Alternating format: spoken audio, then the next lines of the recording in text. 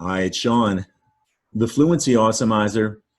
Here's another video where I'm going to spend a few minutes helping you decode big words, helping you to read the big words. Also, I want to share some spelling tips with you to carry around up here and use when you need.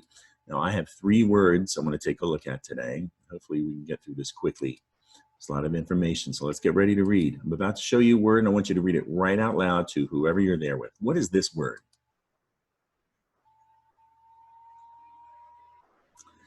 All right, how about this word?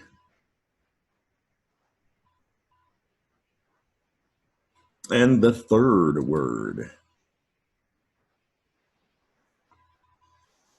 These 3 words are really similar. The top word is expressive, in the middle is expensive, and down below is expression. Now, we're going to compare these words in just a moment, the second and third word. To the top word, expressive, I have a feeling you may have thought, or perhaps even read one of the other words when you went to read the first word, expressive. And in any case, I want to compare them because they're easily confused. And I want to help you with some spelling too. If you read all 3, that's great. Keep watching for some spelling tips. First, a quick reminder of my favorite fable, The Tortoise and the Hare, and the moral, slow and steady wins the race, which seems like great advice if you happen to be in a race, but life can be a race, and the life lesson is slow and steady. One area of your life where you can take things slow and steady when you're reading big words like expressive, right? If you read like the tortoise, tortoise is going to come along to a word like this and it's going to be slow and steady, very responsible, and hopefully say expressive. But a lot of people read like the hare and they want to get to the finish line first, so they zip through words like this, and that's where mistakes can be made. So before we compare the words, which reader are you, the tortoise or the hare? See the difference? All right. Yeah, the tortoise isn't going to finish the race first, but that's not what's important. What's important is you're accurate when you're decoding and you don't make so many mistakes. So be the tortoise. Let's compare these words. First, starting with expressive, in a word the hare might confuse expressive with expensive. Both of these words start and end the same way. Take a look at that. So it's in the middle, we want to pay attention to the difference. Starting with that letter P, you can see they both have a vowel E in the middle. In between, up top though, is an R, and after that E is an N down below. That R and N, those 2 letters can cause a lot of problems. All right, I've seen it for a long time. I've been teaching for a long time. The letters R and N cause a lot of problems for decoders, especially young decoders. So in the middle of expressive, you can see the word press with that R, and down below it looks like the word pens is in the middle. All right, there's a big difference. So we're going to take a closer look at that. The confusion, how can you confuse expressive with the bottom word expensive? Well, the hare comes along to try to read expressive. Let's focus on that middle again. Watch what can happen. On your mark, get set, go. E-link, it is very easy for young readers to remove an R from a word like expressive. Suddenly it looks like expressive, right? And it's also easy to insert an N where there isn't an N, all right? So I was just talking about the letters R and N. So what just happened to confuse expressive? I'm going to back it up. When the hare went to read expressive, the R disappeared and an N showed up. And suddenly expressive looks like expensive. And that is a processing issue, right? With a young, impatient reader, if you rush through expressive, you can easily turn it into expensive. So pay attention to the R and the N when you're reading big words. Those letters, like I said, they cause big problems. Now let's look at the comparison between expressive and another word the hare might confuse it with, expression. So expressive and expression, they both have the root express. Now, it's the ending that's different. And since I'm talking about the tortoise and the hare, when you are, let me go back to this. When you're reading a big word like expressive, think of it as a running race. You want to pay attention to the end of a word. That's where anyone who's in a race usually gets tired by the end. So we'll look at that in a moment. But first, let's explore the word origin. Expressive has that IVE at the end. It's a very interesting ending to expressive. It looks like you might say express I with that silent E. So what's the deal?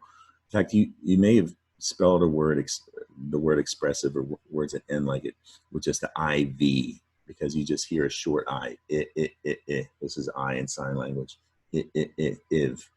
There's an E there for a reason, because it's an old French word, expressif. Expressif. We get the word expressive from the French word expressif. Expressif. See, it ends with an F. So over time, expressif became expressive in English. But somebody back in history looked at expressive. They wanted to make it a V, and they thought that V by itself doesn't look right. Let's make this word a little more formal looking. We're going to add an E to expressive. That's why there's an E there, because it doesn't make sense. It just doesn't look right to have a V, and that's it. And ends. So no words end with the letter V. It's always an E after a V at the end.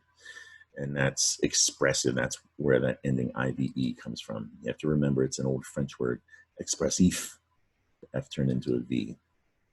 All right, so when you spell expressive or words that end with that IV sound, be sure to add the E. Now, expression, that ION ending, you may have spelled it like shun, S-H-U-N at some point. A lot of words have that same ending. It's because expression is an old Latin word, expressionem, expressionem.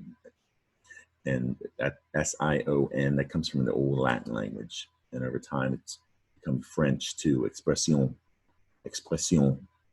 So it's something you have to remember, that S-I-O-N ending, it comes from other languages.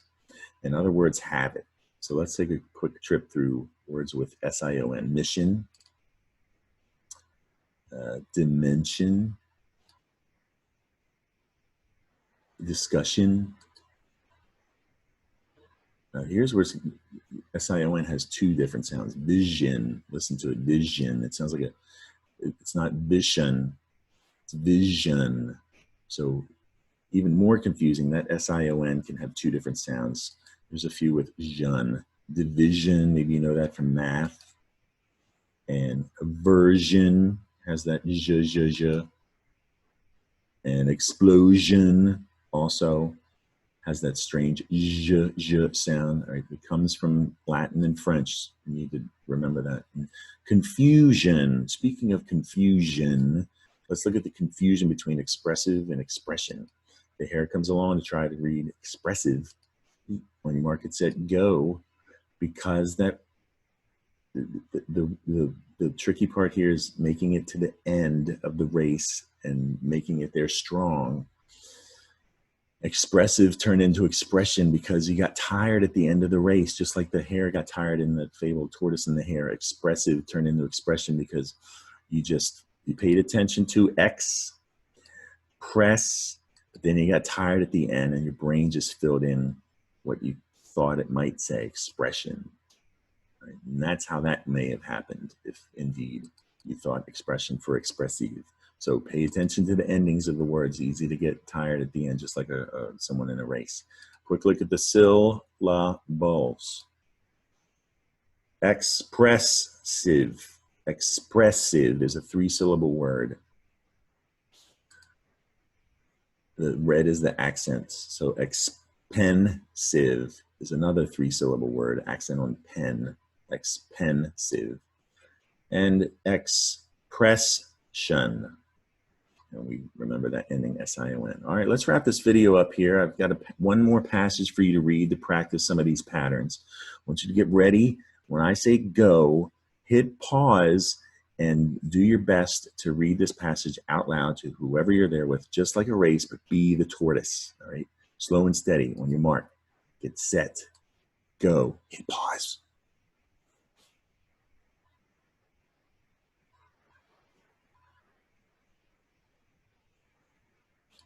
All right, that's going to do it for today's video. Subscribe to my YouTube channel, The Fluency Awesomizer, where lots more videos like this can be found to awesomize your fluency. Mom or dad can follow me on Facebook at The Fluency Awesomizer. In my photos, I have lots and lots of fluency exercises just like these to awesomize your fluency. Hope you enjoyed today's video. Come back and see me soon here at The Fluency Awesomizer. Bye.